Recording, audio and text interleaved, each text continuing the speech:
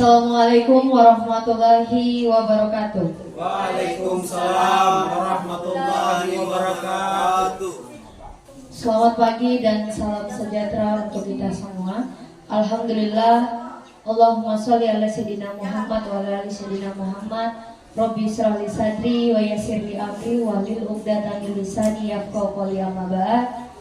Pertama-tama marilah kita panjatkan puji syukur kehadirat Allah Subhanahu wa taala yang telah memberikan kita nikmat kesehatan dan kesempatan sehingga kita dapat bertemu dan hadir di tempat ini.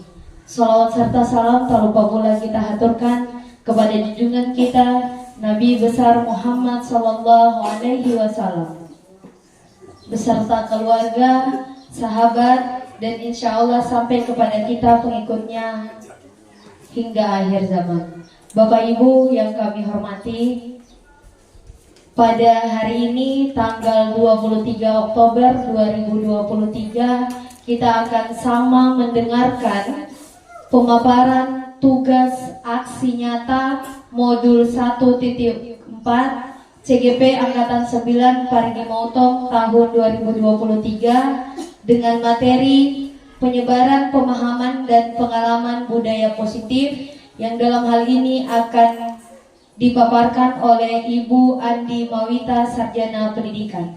Kepada Ibu dengan hormat disilakan.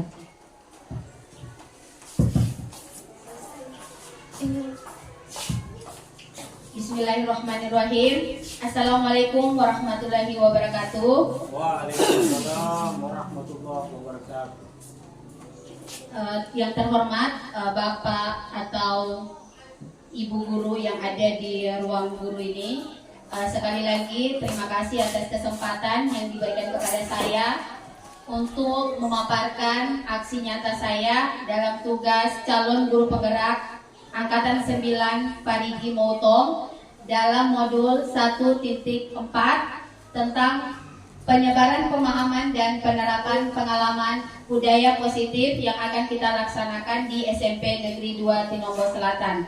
Selaku umat yang beragama, tak lupa pula kita mengucapkan puji syukur kepada Allah Subhanahu wa taala karena dengan izinnya sehingga kita berada di ruangan ini, dan salawat serta salam kita haturkan kepada Nabi besar kita Muhammad sallallahu alaihi wasallam. Sekali lagi terima kasih atas dukungan, support, motivasi yang teman-teman rekan guru baik tenaga tata usaha yang berikan kepada saya, karena selama kurang lebih 6 bulan ini saya akan menjalankan pendidikan selaku guru penggerak Angkatan 9 Kabupaten Parigi Motong berasal dari SMP Negeri 2 Tinombo Selatan. Sebelum saya lanjut ke penyebaran pemahaman dan penerapan pengalaman budaya positif, saya mengajak kita semua untuk fokus mengikuti seutuhnya materi ini, karena materi ini penting untuk kita semua. Tetapi sebelumnya saya minta sedikit ice breaking kepada teman-teman supaya kita lebih fokus mengikuti materi ini. Ice breakingnya tentang apa? Siapa yang bisa pandu? Moto dari komunitas belajar SMP Negeri 2 Tinombo Selatan saja boleh. Nanti saya akan mengucapkan komunitas belajar SMP Negeri 2 Tinombo Selatan. Bapak Ibu guru, saya mohon berdiri untuk menggerakkan komunitas kita. Mungkin Ibu Sarah boleh pandu teman-temannya di depan. Ibu Sarah.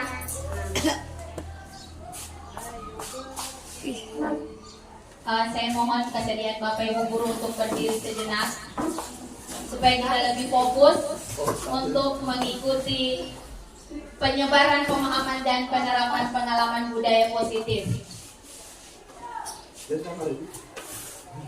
Oke, saya akan pandu. Komunitas belajar SMP Negeri 2 Tinombo Selatan. Siapa yang bekar? Cerdas, kualitas, mandiri. Oke, kita ulang sekali lagi supaya lebih semangat. Kita ulang. Boleh dikasih contoh dulu? Cerdas, berkualitas, mandiri, berkarya. Oke. Boleh saya hitung? 1, 2, 2, 3. Komunitas belajar Cami Mekar SMP Negeri 2 Tinombo Selatan. Cerdas, berkualitas, mandiri, berkarya. Oke, tepuk tangan untuk kita semua. Terima kasih sekali lagi kepada Bapak Ibu Guru. Jadi saya langsung saja ke pemaparan materi saya. Jadi di sini saya akan memaparkan tentang penyebaran pemahaman dan penerapan pengalaman budaya positif. Andi Mawita, CGP Angkatan 9 SMP Negeri 2 Tinombo Selatan. Boleh operator slide selanjutnya.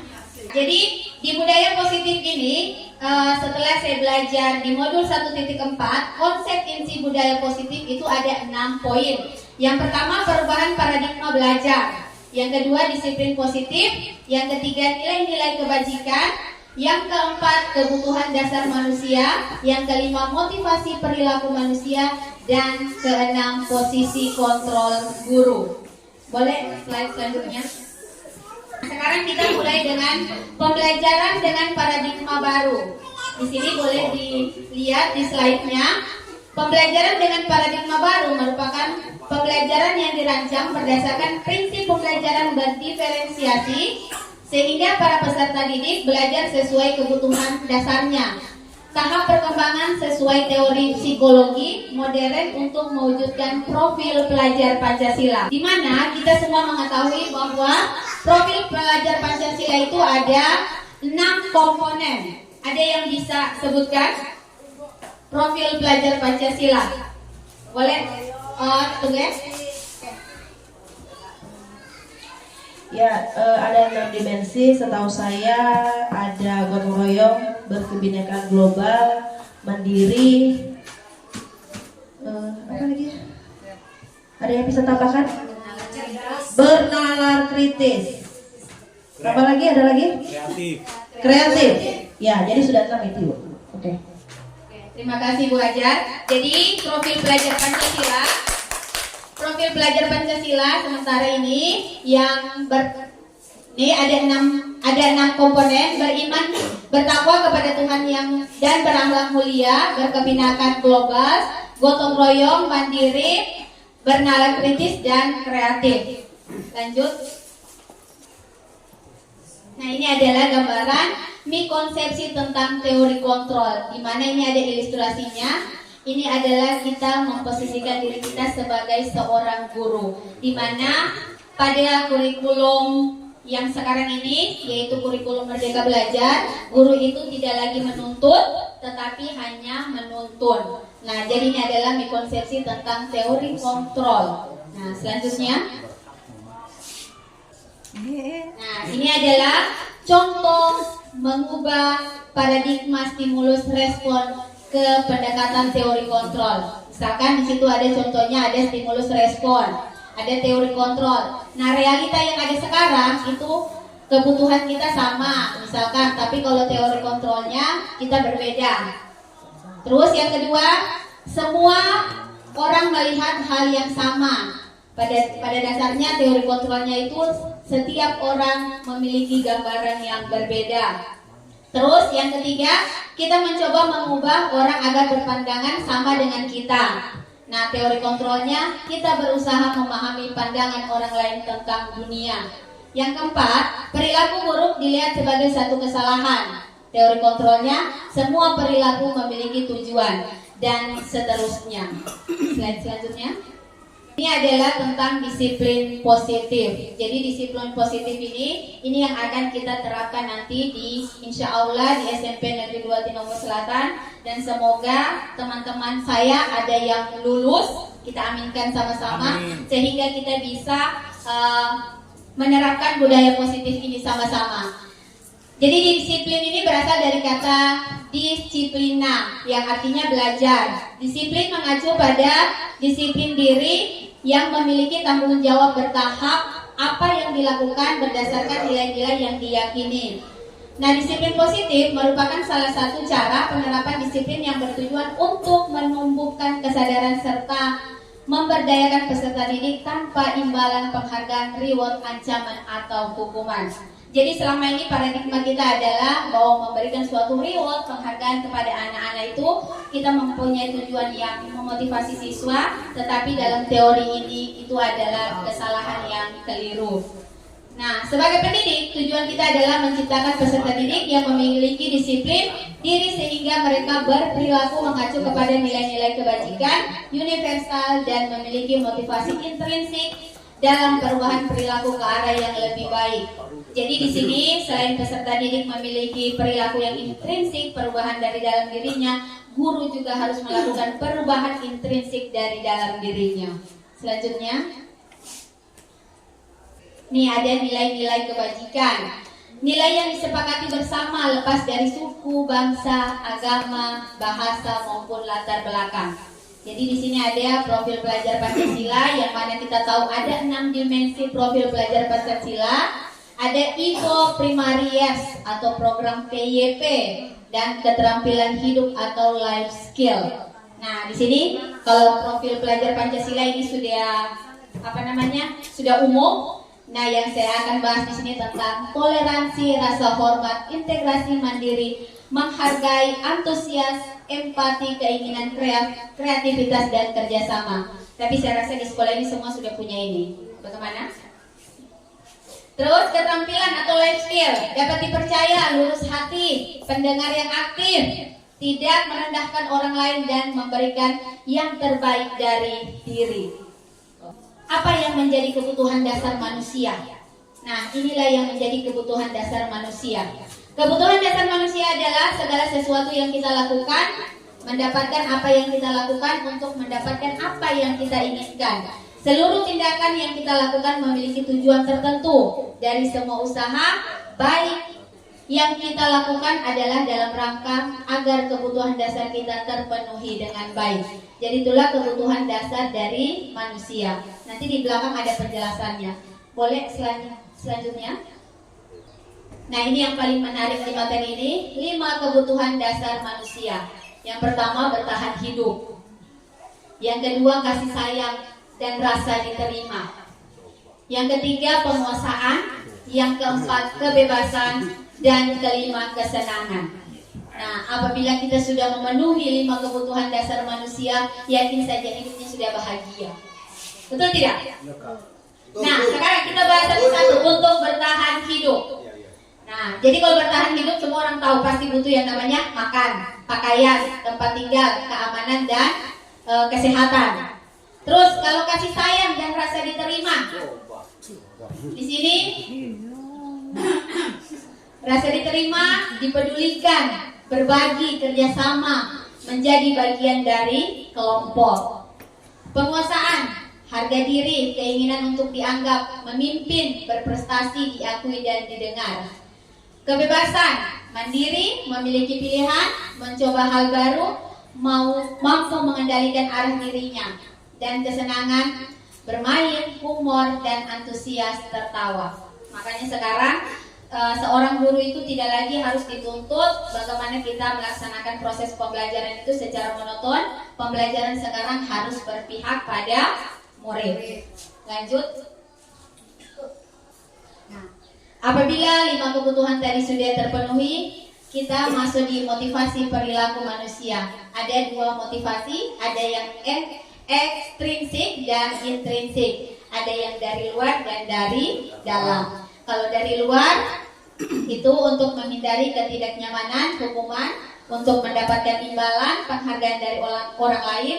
Kalau yang intrinsik itu untuk menjadi orang yang mereka inginkan dan menghargai diri sendiri dengan nilai-nilai yang mereka percaya. Lanjut.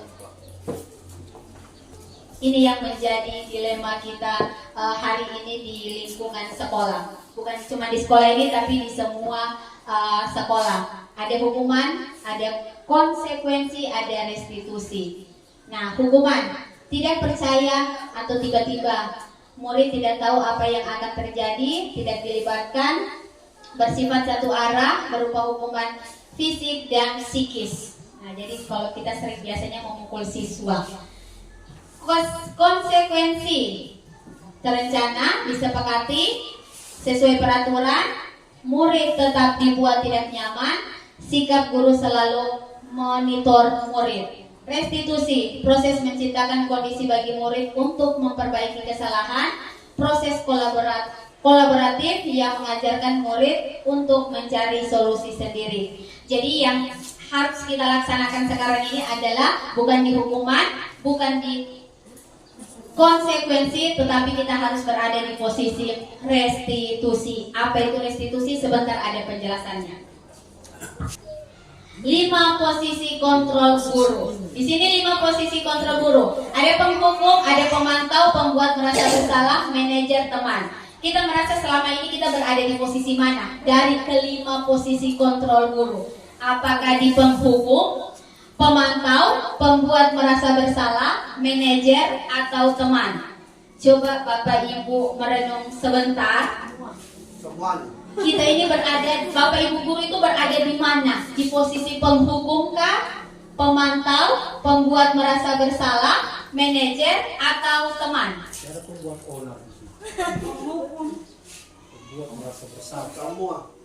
Ada di posisi mana? Semua ada.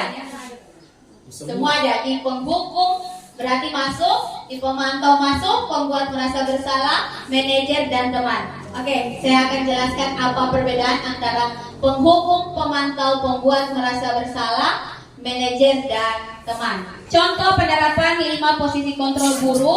Ini ada kasusnya. Kasih ke bawah sedikit.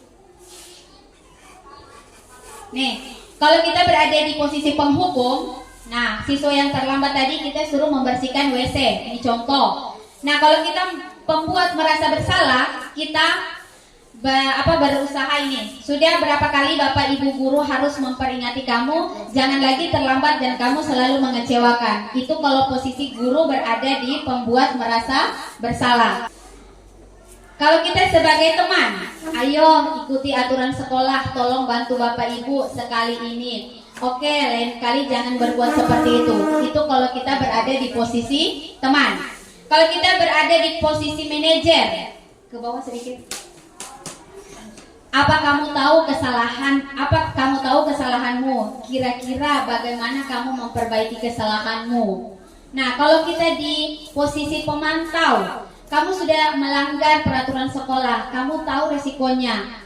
Kamu harus memasang alarm pada pagi hari agar tidak terlambat datang ke sekolah. Jadi itu contoh 5 posisi kontrol guru. Setelah contoh-contoh tadi yang saya berikan, jadi Bapak Ibu guru akan memilih pada posisi mana yang lebih aman dengan nyaman. Apakah posisi sebagai teman, manajer, pemantau, penghukum, atau pembuat merasa bersalah? Kira-kira dari 5 posisi ini yang mana bagus? Saya minta pendapatnya dari Pak Rispandi dulu.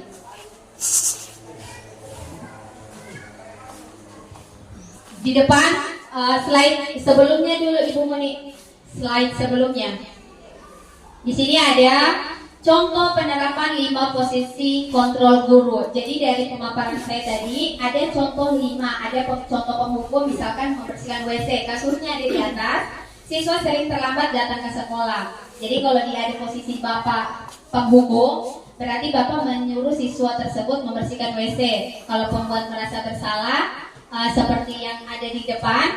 Kalau di bawah, slide bawah, Ibu Muni.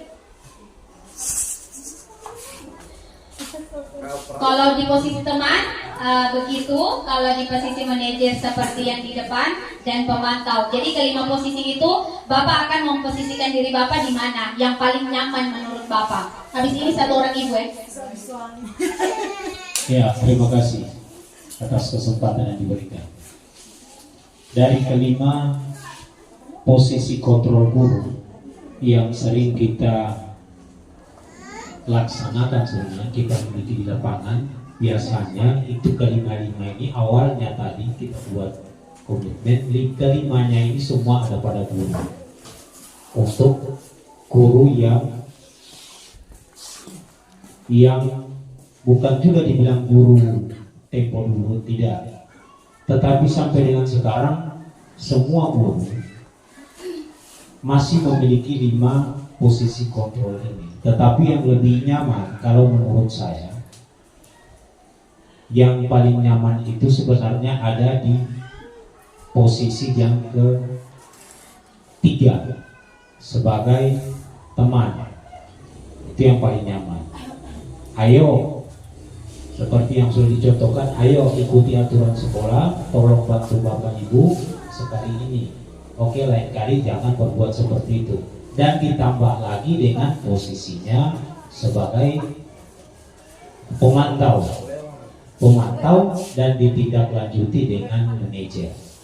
Saya kira seperti itu. Untuk bagian posisi yang pertama, penghukum dan pemberi apa tadi itu merasa bersalah kepada siswa, itu saya kira tidak perlu kita lakukan lagi. Tetapi yang ketiga ini, tapi yang paling nyaman itu di bagian posisi kontrol teman. Saya kira terima kasih. Oke, jadi terima kasih Pak Rispandi. Jadi Bapak Rispandi memilih dari 5 posisi kontrol guru, Bapak memilih 3 posisi, yaitu 1 sebagai teman, 2 sebagai manajer, dan 2 saja.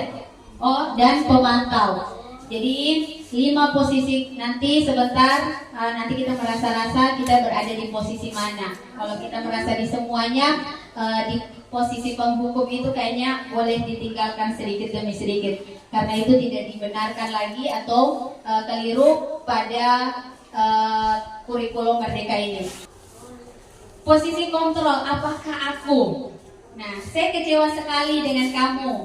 Kamu tidak pernah benar melakukannya. Apa rencanamu untuk menyelesaikan masalah ini? Ayo lakukan demi Bapak Ibu guru.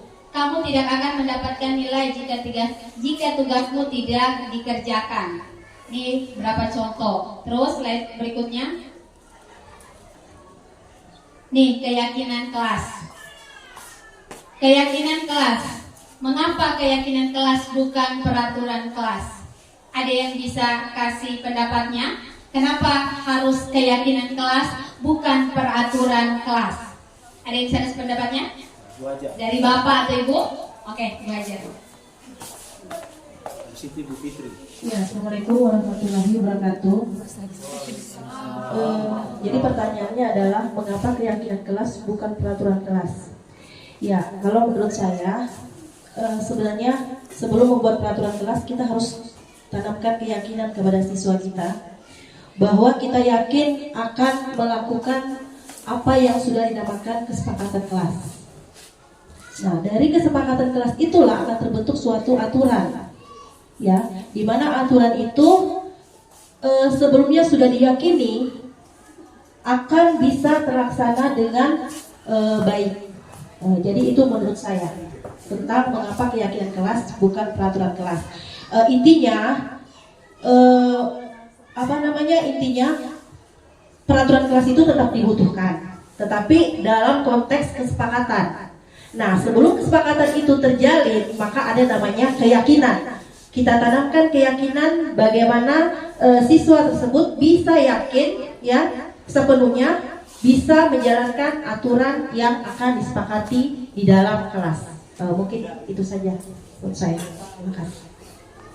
Ya, terima kasih Bu Hajar. Jadi itu pendapat menurut Ibu Hajar perbedaan antara keyakinan kelas dan kenapa keyakinan kelas bukan peraturan kelas. Boleh ke bawah. Nah, jadi ini saya akan menjelaskan sedikit pembentukan keyakinan kelas. Itu ada 6 kalau tidak salah ini.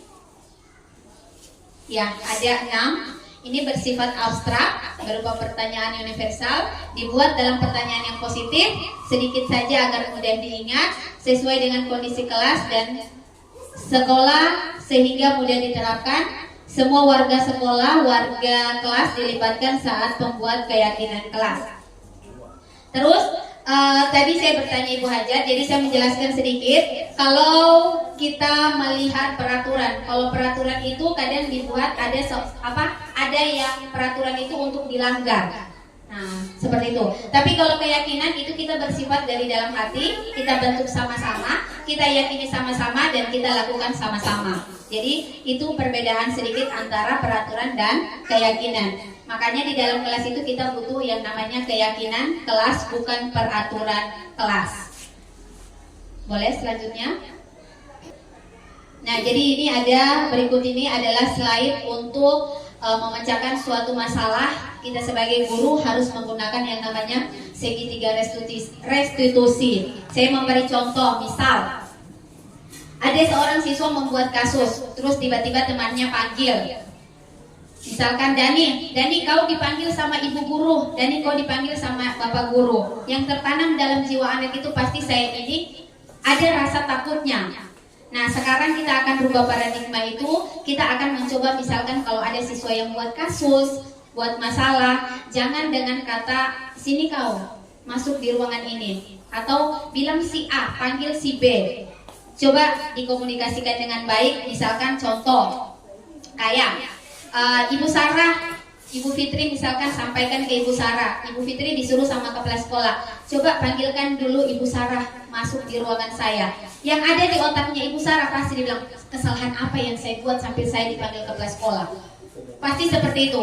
Tapi coba kalau Ibu Fitri mengubah kata-katanya, Ibu Sarah, kepala sekolah ingin ngobrol, kepala sekolah ingin bicara. Pasti yang ada di otaknya Ibu Sarah, kepala sekolah pasti membicarakan hal-hal yang baik. Beda redaksi dengan Ibu Sarah dipanggil kepala sekolah, beda kan? Nah, jadi begitu juga memposisikan kita sebagai seorang guru. Jadi kita sama-sama membuat perubahan positif di sekolah ini dengan hal-hal yang kecil. Tuh, lanjut. Jadi itu di restitusi segitiga. Ada cara-caranya untuk menyelesaikan masalah. Pertama, menstabilkan identitas. Kedua, validasi tindakan yang salah. Ketiga, menanyakan keyakinan. Lanjut. Nah, yang saya jelaskan dulu pertama, menstabilkan identitas. Jadi ini ada 3 cara atau 3 langkah untuk menyelesaikan masalah, baik siswa maupun guru. Berdasarkan prinsip pembuat kesalahan adalah bagian dari proses pembelajaran. Ingat, sekali lagi, berdasarkan prinsip pembuat kesalahan adalah bagian dari proses pembelajaran. Jadi tidak semua siswa berbuat salah itu karena dia sengaja, tapi bisa jadi dia berbuat kesalahan itu adalah proses pembelajarannya. Cuman mungkin salahnya caranya yang salah. Nah, di sini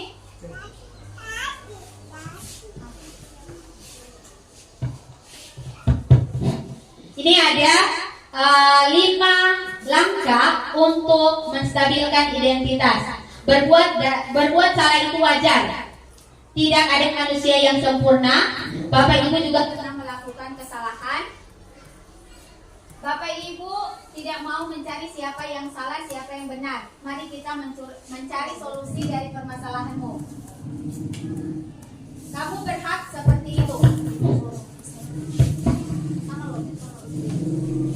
Kamu berhak seperti itu. Jadi inilah pertanyaan-pertanyaan atau penguatan-penguatan yang bisa kita berikan kepada anak didik kita. Lanjut, validasi tindakan yang salah. Di sini ada beberapa contoh pertanyaan atau pernyataan yang bisa kita lontarkan kepada siswa. Kamu pasti punya alasan melakukan hal itu. Yang kedua, padahal kamu bisa melakukan hal yang lebih buruk dari itu. Ketiga, kamu patut bangga karena telah melindungi sesuatu yang penting menurutmu. Dan yang keempat, kamu melakukannya karena mempertahankan sesuatu yang penting. Lanjut, menanyakan keyakinan. Nah, jadi kalau sudah ada keyakinan di kelas, apabila ada siswa yang melanggar, kita tinggal menanyakan keyakinannya itu. Misalkan kita melontarkan pertanyaan, apa keyakinan kelas kita? Nilai apa saja yang telah disepakati bersama? Seperti apa gambaran sebuah kelas ideal menurut kamu? Kamu ingin menjadi orang yang seperti apa? Kita sebagai guru harus menerapkan restitusi segitiga. Segitiga restitusi untuk menyelesaikan suatu masalah. Oke, sampailah kita pada penghujung pemaparan, yaitu penutup, di mana saya berharap kepada teman-teman sekalian, dalam penerapan program disiplin positif, hendaknya guru memiliki standar kepribadian profesional dan sosial yang baik, di mana guru mampu merefleksi dirinya dalam posisi kontrol Saat ini bagaimana perjalanan sebagai among, manajer yang menuntun murid-muridnya menjadi insan yang mandiri, merdeka dan bertanggung jawab. Jadi ini pernyataan dari Standar Nasional Pendidikan. Jadi kita dituntut sebagai among atau manajer, bukan lagi pada posisi penghukum, pembuat merasa bersalah dan yang lainnya. Kita harus berada di posisi manajer sekalipun posisi kita bukanlah kepala sekolah. Jangan ibu guru berpikir manajer itu harus menjadi seorang kepala sekolah. Jadi tidak, seorang guru bisa juga jadi manajer, jadi pemimpin dalam kelasnya. Terima kasih atas kehadiran Bapak Ibu guru. Sekali lagi, tidak henti-hentinya saya mau mengucap syukur dan terima kasih atas motivasi, support, dukungan yang teman-teman guru di SMP Negeri 2 Tinombo Selatan ini sehingga saya bisa berada di modul 1.4 dan insya Allah saya akan melangkah ke modul 2.1. Sama-sama kita berdoa supaya teman-teman yang sementara sekarang berjuang insya Allah akan lulus, bisa melewati apa yang saya lewati. Sekali lagi terima kasih. Saya akhiri wabillahi taufiq wal hidayah. Wassalamualaikum warahmatullahi wabarakatuh. Waalaikumsalam.